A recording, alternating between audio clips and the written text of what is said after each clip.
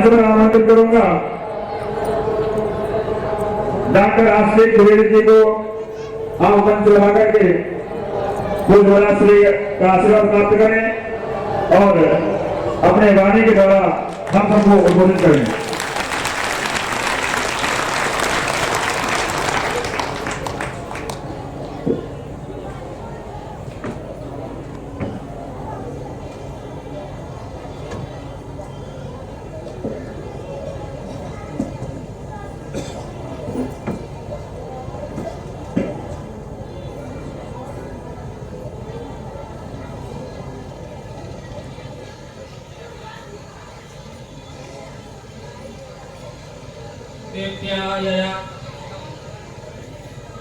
जगदात्म सत्या निशेष देवगण शक्ति समूह मूर्त्या तामंबिकाम अखिल देव महर्षि पूज्यां भक्त्या नतात्म विदधातु सुधान शाहना या देवी सर्वभूतेषु शक्ति रूपेण संस्थिता नमस्तस्यै नमस्तस्यै नमस्तस्यै नमो नमः।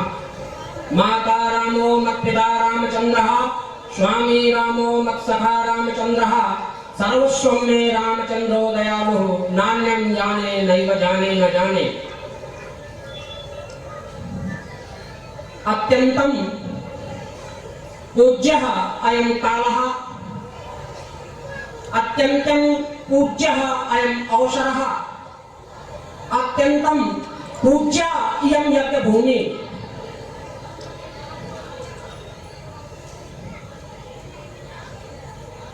अस्यां यज्ञभूमौ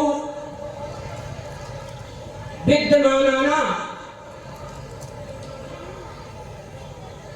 श्री काशी धर्म की पीठाधीश्वराणां जगद्गुरु शंकराचार्याणां पूज्यपादानां स्वामी वरेण्यानां विद्वद वृंद बंद पादार विंदानां न केवलम अस्मिन् भारतवर्षे अपितु समग्रे विश्वस्मिन् धर्मस्य कथं संरक्षणं स्यात् कथं च सनातन परंपरायाः संवाहः स्यात् इति विचारतत्पराणाम् अस्माकं समेषां पूज्यानाम् आदर्शभूतानां 40 वर्षेभ्यः सनातन परंपरायाः संवाहकानां धर्मधुरीणां पूज्यपादानां स्वामी चरणानां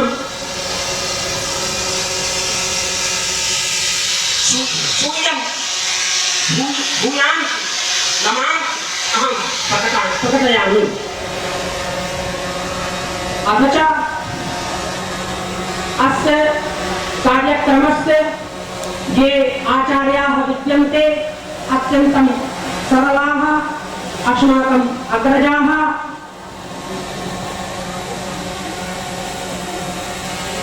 आचार्याः वेदशास्त्रे कृतभूरि परिश्रमाः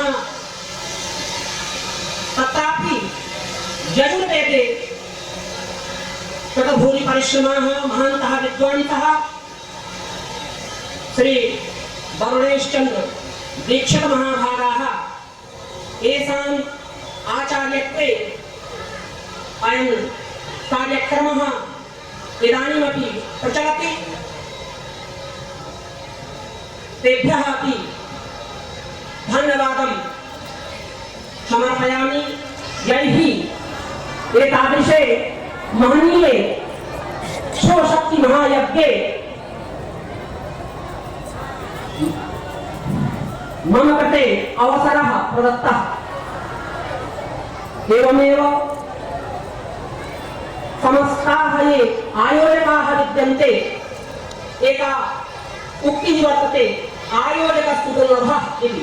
ये आयोजकाः विद्यन्ते अस्य कार्यक्रमस्य समस्ताः अपि ग्राम्याः तेभ्यः अपि धन्यवादं समर्पयामि यत् अत्र स्वामिचरणानां सन्निधौ मम पाठपुष्पाञ्जलेः अवसरः प्रदत्तः। इदानीं मैं हिंदी में कहूँगा, आचार्य जी का निर्देश है, आचार्य जी ने निर्देश दिया है। हम क्या कहेंगे ज्यादा, बहुत प्रसन्नता का विषय यह है कि मुझे स्वामी जी के दर्शन का लाभ हुआ। स्वामी जी के विषय में जितना कहें उतना कम है। ये तो ही क्योंकि स्वामी जी का जीवन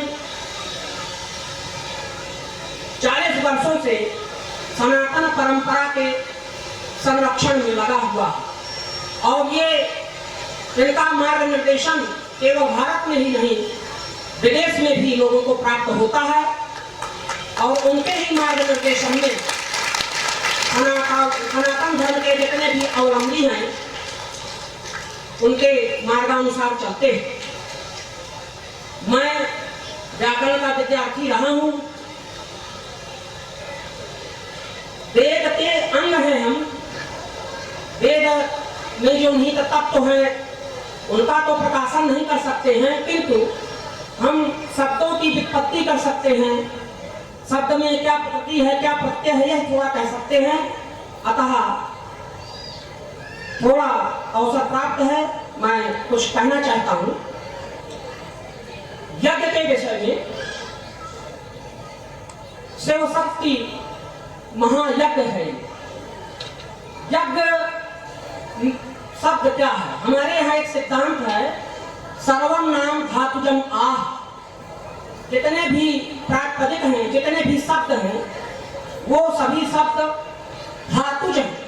धातु का मतलब आधुनिक भाषा में आप समझ सकते हैं वर्ग, क्रिया। क्रिया से सभी शब्द उत्पन्न होते हैं। यज्ञ शब्द की विषय में भी यही है। यज्ञ शब्द में कौन सी धातु है, कौन सा प्रत्यय है, इसका मैं निर्वचन करूंगा, कुछ उसकी व्युत्पत्तियां कहूंगा और अपनी वाणी को विराम दूंगा। यज्ञ शब्द में यज धातु है। यज धातु का अर्थ होता है देव पूजा संगतिकरण दानेषु। यज धातु धातु पाठ में पठित है। उससे यज याच यक यक्ष विक्ष पक्ष रक्षो नन, इस सूत्र से नन प्रत्यय होता है। वो नन प्रत्यय भावार्थक है, सामान्य अर्थ में होता है यजनम यज्ञः, ये व्युत्पत्ति होती है। पर तत्वतो बहुलम इस सूत्र के अधिकार में है। ये यजयाच यह सूत्र जो मैंने कहा, नंग विधायक सूत्र, तो बहुल कहना हमें जो व्युत्पत्ति से लभ्य अर्थ आवश्यक होता है उसको हम ले लेते हैं। तो पहला तो अर्थ है यजनम यागः। यजनम इंद्रादि देवानां पूजनम सत्कार भावनम यज्ञः यागः। जिस ये क्रियावाचक शब्द हो जाएगा। जिस क्रिया में इंद्रादि देवताओं का पूजन हो, सत्कार हो, उसको हम क्या कहते हैं? यज्ञ कहते हैं। एक व्युत्पत्ति यज्ञ क्रिया का भी वाचक है, यज्ञ कर्म का भी वाचक है, यज्ञ आधार का भी वाचक है, यज्ञ विषु का भी वाचक है। ये सब व्युत्पत्तियों से अर्थ निकलते हैं। यज्ञ साधन का भी वाचक इज्जते अनेन इति यज्ञः साधनम। जिसके द्वारा हम पूजा करते हैं, जिस विधि के द्वारा पूजा करते हैं, वो यज्ञ हो जाएगा, वो विधि यज्ञ हो जाएगी, साधन यज्ञ हो जाएगा। इज्जते अस्मिन् इति यागः। जिस स्थान पर हम यज्ञ करते हैं, जिसको आधार बना करके हम यज्ञ करते हैं, वो स्थान यज्ञ हो जाएगा। वो आधारवाचक यज्ञ शब्द है। तो ये तो हो गया एक धातु अर्थ। मैंने 3 धातु अर्थ बताए हैं यज्ञ के। यज धातु 3 अर्थों में है, देव पूजा संगतिकरण दानेषु। तो देव पूजा अर्थ में ये सब घटता है। यज्ञ शब्द ऐसे संगतिकरण अर्थ में भी घटता है, संगतिकरण अर्थ में भी यज्ञ शब्द की विपत्ति होती। यज्ञ पदार्थ संगतिकरण अर्थ को भी कहता है, जैसा कि आचार्य जी ने अभी जब उद्बोधन कर रहे थे दीक्षित जी, तब उन्होंने कहा था यजनम देश धर्म जात मर्यादा रक्षायै महापुरुषाणाम एकत्रीकरणम इति यज्ञ। ऐसे महापुरुषों का, ऐसे तपस्वियों का, स्वामीपाद का, ऐसे लोगों का जहां पर, ऐसे महापुरुषों का, ऐसे विद्वानों का जहां पर संगतिकरण किया जाए, एकत्रीकरण किया जाए, उसको भी हम यज्ञ कहते हैं। तो देवता की पूजा करना भी यज्ञ है और महापुरुषों का, विद्वानों का एकत्रीकरण करना भी क्या है? यज्ञ है। यज्ञ ये संगतिकरण अर्थ में हो जाएगा। और संगतिकरण अर्थ में और भी विपत्तियां हैं।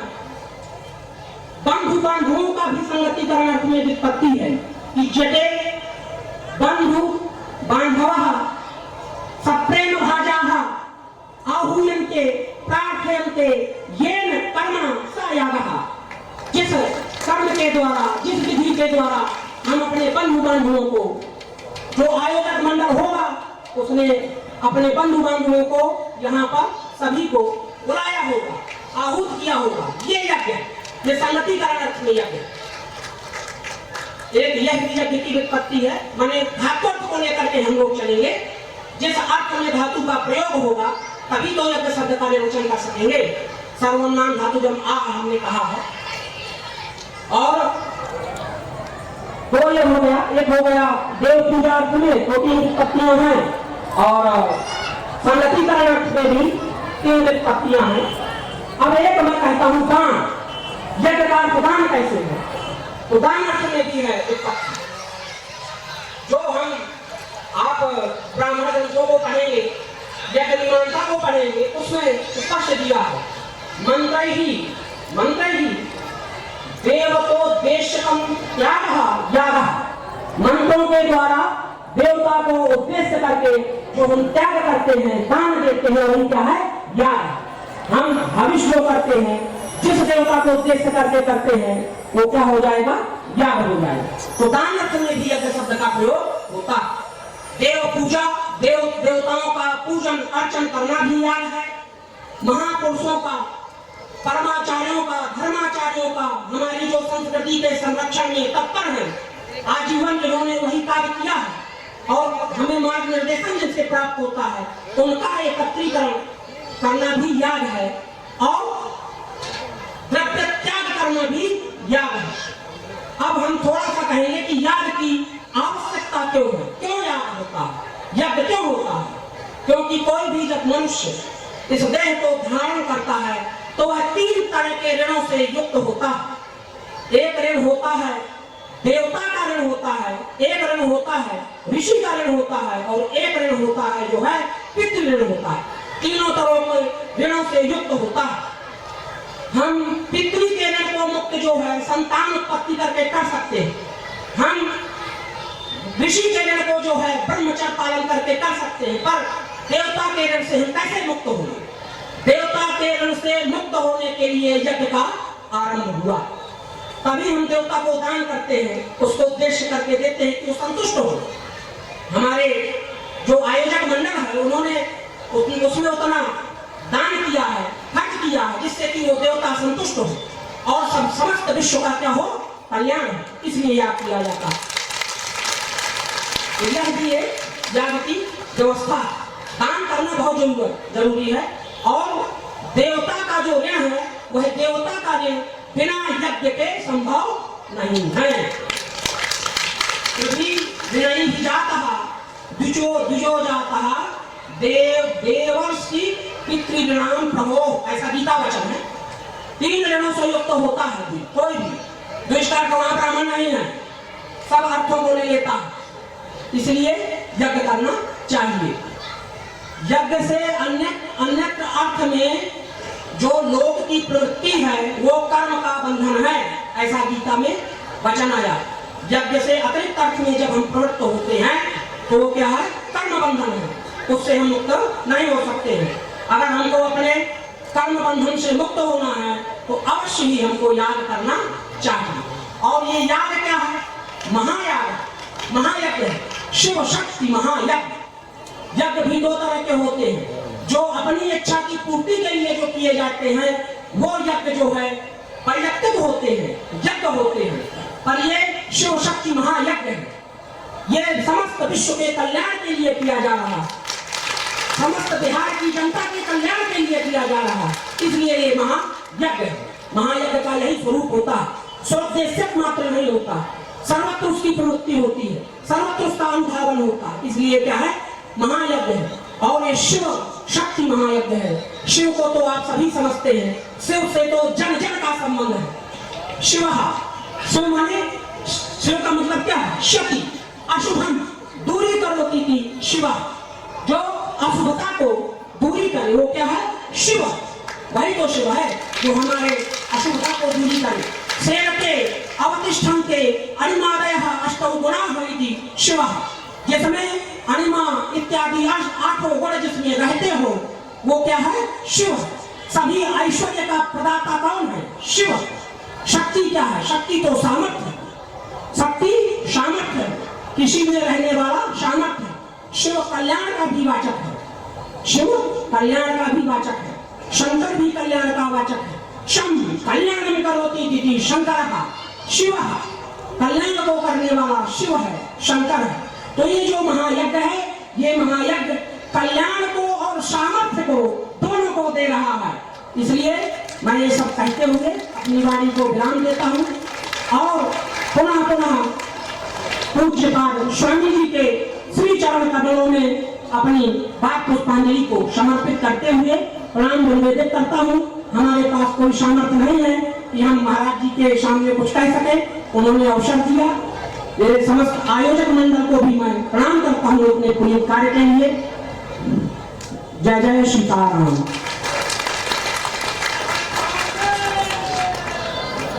नमः पार्वती पते हर हर महादेव। बाबा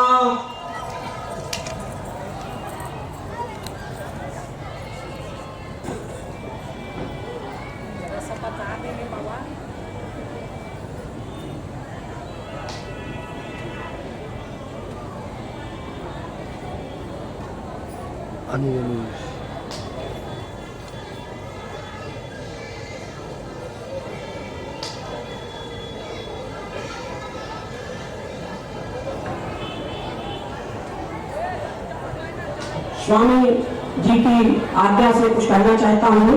उनके मन में बड़े सुंदर विचार आए हैं। इस गांव का जो पहले नाम था ये आपके ऊपर है, आयोजक मंडल के ऊपर है, स्वामी जी का निर्देश है, स्वीकार करना आपका कर्तव्य है।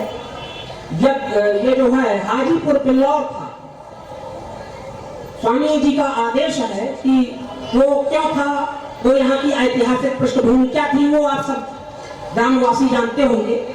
मुसलमानों का राज्य था, क्या था, कैसा था, किस कारण से इसको किया गया। हाजीपुर बिल्लौर ये था।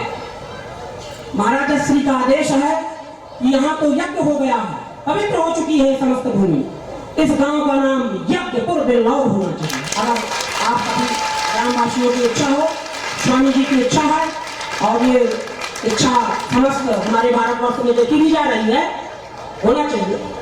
ये आयोजक मंडल के ऊपर है, स्वामी जी का ये तो विचार है, आपको स्वीकार करना है नहीं करना है, आपकी क्या स्थिति है उसको देख करके कर सकते हैं। हर हर महादेव।